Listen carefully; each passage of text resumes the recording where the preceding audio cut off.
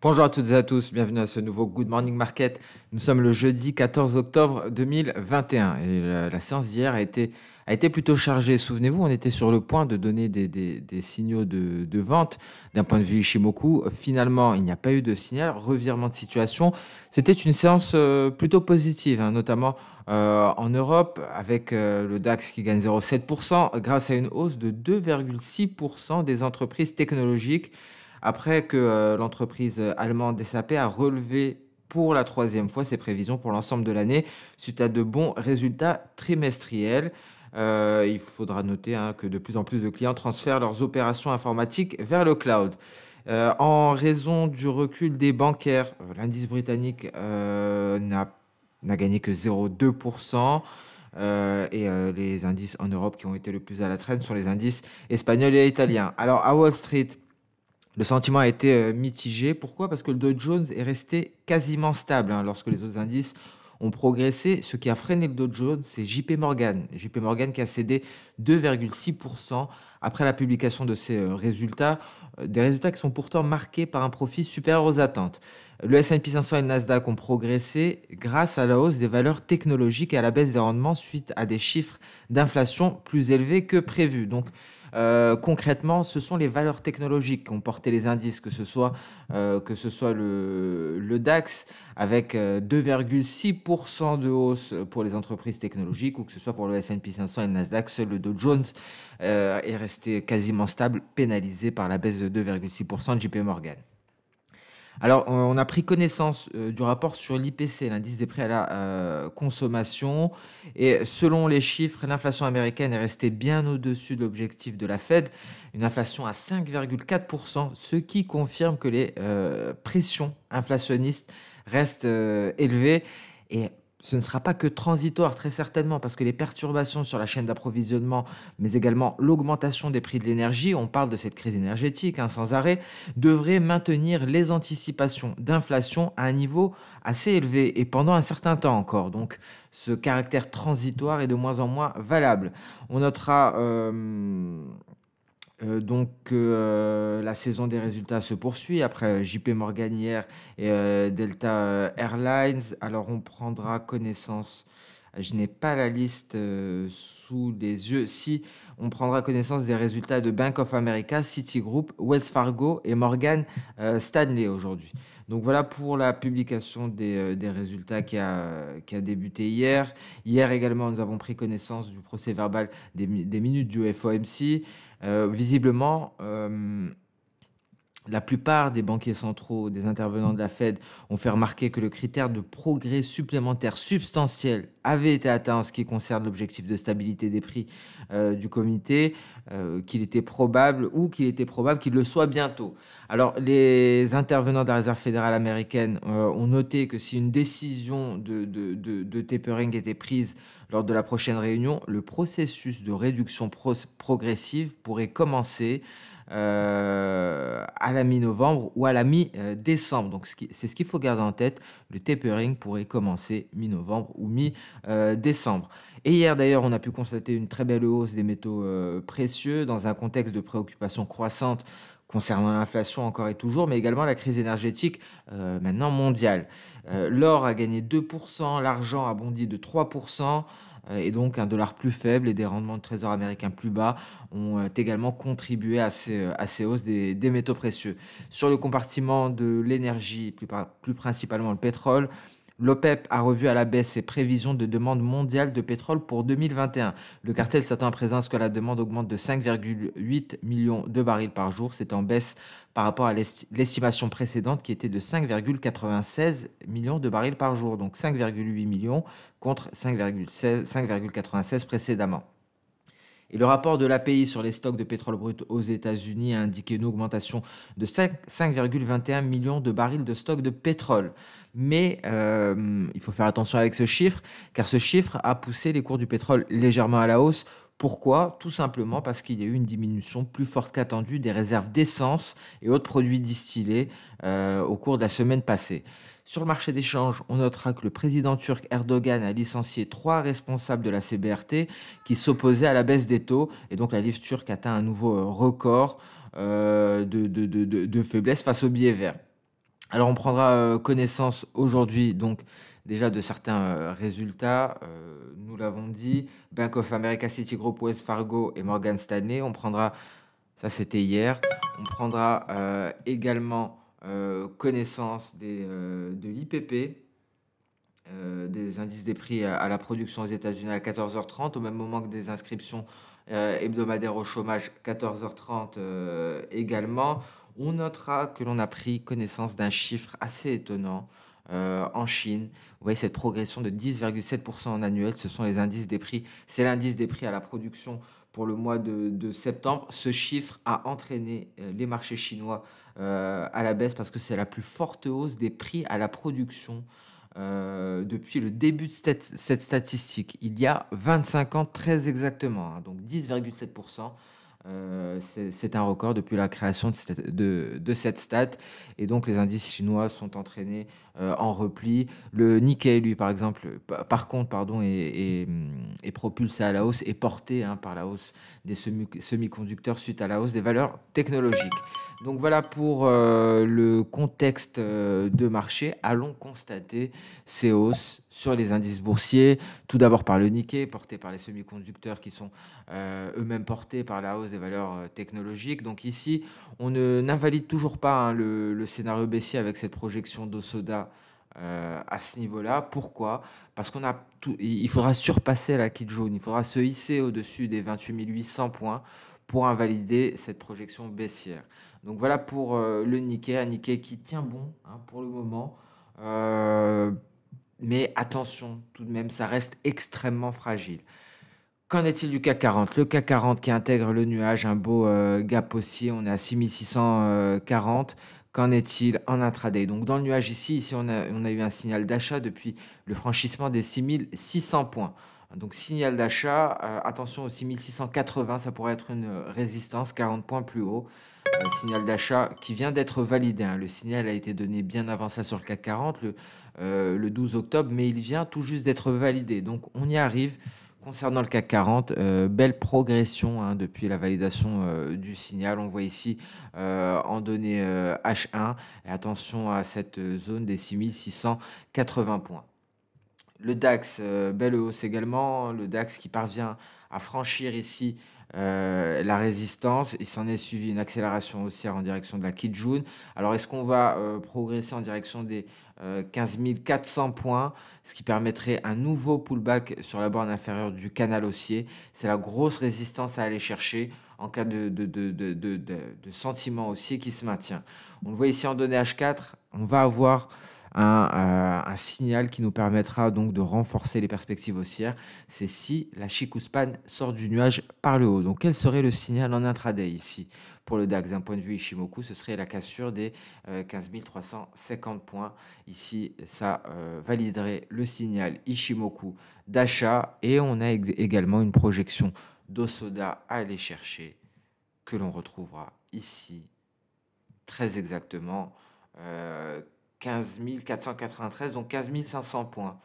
Ça pourrait être un objectif si et seulement si, je vais essayer d'être un peu plus précis, voilà, si et seulement si la Chikuspan, la Laginspan parvient à sortir du nuage. Le Nasdaq, les valeurs technologiques qui retrouvent des couleurs, le Nasdaq à 14 860 points. Est-ce qu'il va réussir à aller jusqu'aux 15 000, le seuil psychologique des 15 000 points? Ça va être compliqué d'aller au-delà. Nous avons la Kijun et le nuage qui le renforcent. Donc effectivement, si on va jusqu'aux 15 000 points, je pense que ça pourrait être un point de vente. Car vous voyez, les dernières fois que l'on a tenté de se hisser au-dessus de ce niveau, on a deux mèches, deux longues mèches ici. Donc c'est vraiment une zone, un point de vente, si je puis dire. Et on a la Kijun qui vient renforcer ce seuil psychologique. Donc plutôt que de se ruer vers les valeurs technologiques, je pense qu'en cas de poursuite haussière vers les 15 000 points, ça pourrait être un excellent point de vente. Vous voyez, les 15 000 points, c'est ce niveau-là très exactement. Pour l'heure, on est en train de sortir du nuage par le haut, mais cela voudrait dire, si on assiste à un repli au contact des 15 000 points, cela voudrait dire que la Chikuspan aura refusé de sortir du nuage. Et donc, effectivement, je pense que les données H4 viennent confirmer cette vision pour le Nasdaq ici En données H1, on fait face à très prochainement à une résistance. On a eu validation du signal. Et donc, ça ne nous apporte pas d'informations supplémentaires. Vous voyez le S&P 500 qui sort de son nuage par le haut. On était sur le point d'en sortir par le bas. Et ce cas-là était très favorable. Pourquoi? Parce que la lagging span se serait désengagée dans la foulée. C'est un peu plus compliqué à la hausse. Voilà le signal d'achat, sortie de nuage par le haut, mais la Chikou-span a tous ces obstacles à franchir. Donc c'est un peu moins favorable le scénario haussier Ishimoku sur le S&P 500. Il faudra attendre un certain temps pour avoir une validation haussière. Le Dow Jones, lui, très belle hausse ici pour le moment, qui profite de cet élan. Vous voyez en données H4, hein, on progresse petit à petit. On a une certaine marge haussière d'un point de vue de la Chikou-span avant de rencontrer les obstacles. Hein, vous voyez ici par rapport au S&P 500 qui est très proche de ces obstacles. Le Dow Jones est encore loin, donc petite marge haussière ici pour le Dow Jones. Et en données H1, il faudra s'affranchir des 34 475 points. C'est un palier de SSB et c'est un retracement de Fibo à 61,8%. Donc voilà pour le Dow Jones. On passe à présent aux crypto-monnaies. Et on commence par le Bitcoin qui parvient à se rapprocher des 58 000 dollars. Donc un Bitcoin qui pourrait poursuivre très prochainement sa percée haussière, direction 60 000 dollars. Hein, il n'y a rien d'autre à dire. Hein, visiblement, tous les voyants sont dans le vert. Ça continue. Il n'y a pas de signe de faiblesse pour le Bitcoin. L'Ethereum, on est sur le point d'avoir un signal. Si on franchit ici ce niveau du sommet intermédiaire, c'est un signal de validation qui devrait nous entraîner en direction des 3927 dollars. Donc il faudra franchir les 3620 ici, 3619. On y est presque. Pour l'Ethereum, qu'en est-il du Dogecoin? Petite reprise haussière hein, ici du Dogecoin. Bon, il n'y a pas de réelle conviction pour le moment. Nous l'avons dit, il faut attendre la cassure de l'oblique baissière, franchissement du nuage pour avoir un réel signal. Polkadot, c'était très beau ici. Belle percée haussière, on a réussi à casser les 37 600. Et donc on se perche aux alentours des 41 à l'heure actuelle. Et ensuite, prochaine cible, on pourrait aller chercher les 48 hein, pour Polkadot. Donc très intéressant ici, une situation qui est en train de se dégoupiller. Binance Coin, on a parlé de cette tasse avec anse, on en a même trouvé une sur le café. Et d'ailleurs, merci hein, pour ce commentaire, de m'avoir fait remarquer qu'effectivement, une tasse avec anse sur le café, ce n'était pas si étonnant que cela. Merci pour ce commentaire. Ici, Binance. Signal d'achat validé hein, par la même occasion, ici par la Chikou-span. Donc à présent, tout l'enjeu est d'aller chercher la ligne de coup de cette figure de tasse avec anse et donc les 520. C'est la cible, vu que le signal est validé. Si on casse les 520, on a ensuite les 680 à aller chercher, dernier rempart avant les 784. Donc très intéressante cette figure qui pourrait se réaliser très prochainement. Pour le moment, signal d'achat Ishimoku qui nous permet d'envisager un test de la ligne de coup. Mais attention, il faut garder en tête qu'il faudra casser la ligne de coup pour avoir un réel signal chartiste. On a eu le signal Ishimoku. Reste à avoir le signal chartiste. Et ici, hein, on a une belle projection de Soda qui nous ramène à 504 avant l'objectif théorique et avant le seuil des 680. Vous voyez, c'est en intraday, en H4, un point A, un point B, un point C. Reste à aller chercher le point D. Cardano, rien à signaler. On est dans le nuage en données journalières. En données H4, la résistance, c'est le nuage. La progression sera difficile. On attend qu'il y ait quelque chose à dire là-dessus. Pour le moment, rien d'exceptionnel. On passe sur le compartiment des matières premières. Il s'est passé beaucoup de choses. Hein. Je suis très content du copper, le cuivre. On va en parler. Tout d'abord, le gold, très belle hausse. Le gold l'a fait. Le gold a franchi la moyenne mobile. Le gold est sorti du nuage par le haut. C'est quasi un sans faute. Maintenant, c'est à la Chikou-span de jouer. Vous voyez tous ces obstacles. Alors, personnellement, je vois plus une baisse hein, pour le moment après cette hausse aux portes des 1800 dollars l'once. Pourquoi? Parce que ça va être très très compliqué pour la Chikou de franchir tout cela. On va zoomer et on va voir à quoi elle a affaire. Elle a une bougie rouge, une bougie verte, la moyenne mobile et le nuage à franchir. Ça sera compliqué d'aller jusque-là. On a profité du billet vert, on a profité des rendements, on a eu une belle progression hier, certes, Mais maintenant, on pourrait assister à un repli et je pense que ce sera le scénario à privilégier. Vous voyez ici le retracement à 50% qui fait office de résistance. Alors, il est peut-être temps de marquer une pause pour le gold, mais très belle séance hier pour le métal jaune.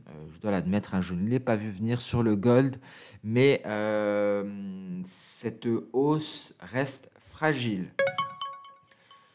Pétrole WTI 80 dollars 50, hein, on marque une pause pour le moment. Rien à signaler. Les stocks ont favorisé une légère hausse. Les prévisions de l'OPEP viennent annuler ce facteur haussier. Donc on est relativement flat sur le pétrole. Le gaz naturel, il est reparti. C'est fait.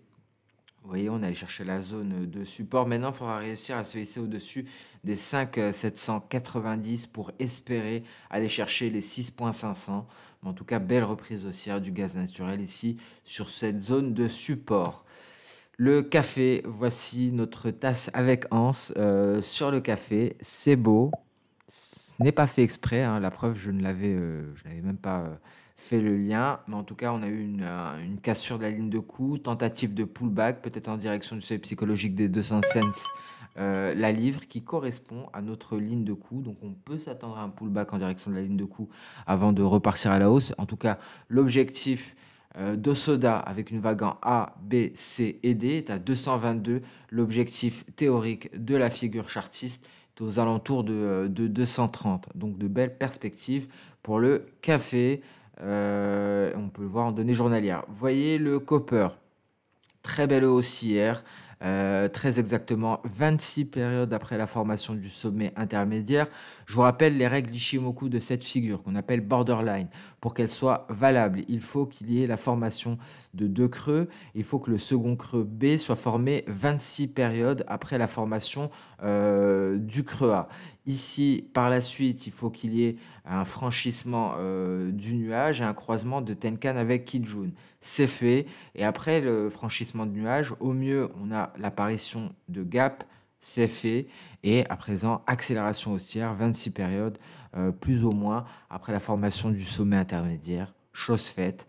Et maintenant, tout ce qui reste à faire, c'est à aller chercher les 10 710. C'est un objectif en 3E. Donc potentiellement, on a un point d'équilibre qu'on pourrait retrouver à 11 730. Très souvent, on trouve un point d'équilibre en E2. Ça peut arriver de le trouver en E1, mais on pourrait trouver un point d'équilibre en E2. Et si on franchit cette zone d'équilibre, on pourrait aller chercher les 12 750. Donc voilà pourquoi j'insiste là-dessus. C'est très intéressant cette configuration de borderline, hein. J'en ai très largement parlé lors du salon du trading du 1er octobre.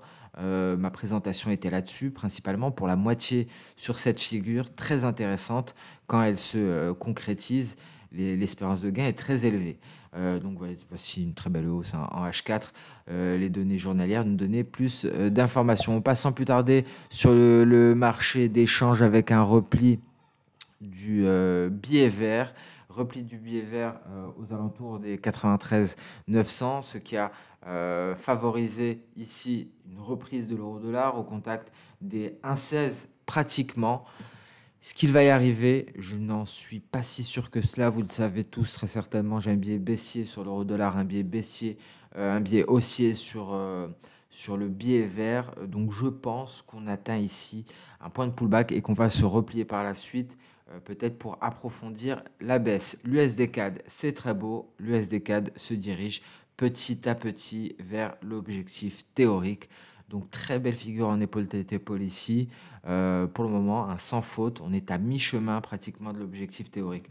USDN. Alors l'USDN, alors moi je suis plutôt neutre, hein, pour le moment, mais je vois passer des recommandations, hein, plusieurs recommandations. Je vous avais parlé d'une d'il y a 2 jours. Il y a eu une nouvelle recommandation de Crédit Suisse hier qui voit visiblement l'USDN poursuivre à la hausse. Donc dans ce cas-là, peut-être pour aller chercher les 115, en tout cas les 114 500. Ça pourrait être un bon objectif. D'un point de vue technique, je ne vois pas de justification à cela. Mais en tout cas, il y a de plus en plus de recommandations haussières sur l'USDN. Moi, selon moi, on a atteint une projection de soda. On devrait marquer une pause. On attend que le nuage vienne en secours, vienne en support ici pour renforcer cette projection. Et là, peut-être que le marché nous aura dessiné quelque chose. Donc voilà pour le marché des changes. Ce Good Morning Market touche à sa fin au lendemain d'une séance.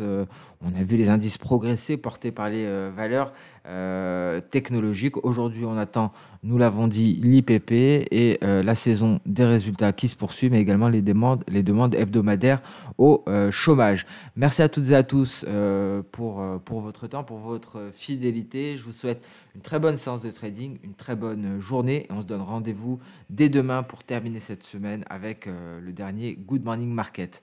Bonne journée et à demain. Au revoir.